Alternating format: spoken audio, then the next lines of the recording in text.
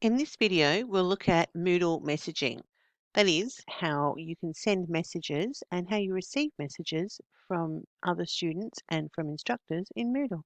At the top right of the screen is the messages icon. Now this icon is here anytime you're logged into Moodle on every page. Clicking on the icon opens up the message panel where you've got group and private messages. They'd be listed here. We don't have any yet, so let's look at how to send a message first. If you click on contacts, a list of contacts will come up. I don't have contacts listed yet, and if we go to requests, I don't have any requests listed yet either. So let's search for a contact. I'll come up to the search icon and click on that, and we'll enter in the information. So I'll type in search information for what I know about the contact I want to reach, and there we've got Daisy Student, the person I'm looking for. So let's click on Daisy so we can send her a message. So down in the text box, we'll write our message and then press send.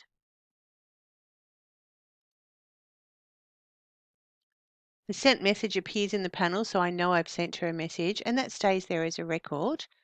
And what we need to do now is swap over and log in as Daisy so that we can see what it looks like to receive a message. I'll do that now. Okay, we're logged in as Daisy Student. You can see our little avatar and we have a message here, so let's click on that icon. In the panel, we can see I've got one private message from Andy Student. Let's have a look and see what it says. If we click on the message, we go to the message screen. Now we can read the message and send a reply. So we'll type in our response here to Andy's message, and then we'll click on send. And you will see the copy of the message appear in our screen, and that stays there for our record. And we know that Daisy now has the message. Let's go back to Andy and see his view. We can see there's a message. We'll click on the icon to launch the panel. And there we can see Daisy's reply.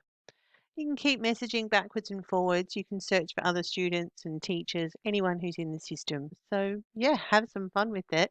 It's a really great tool in Moodle.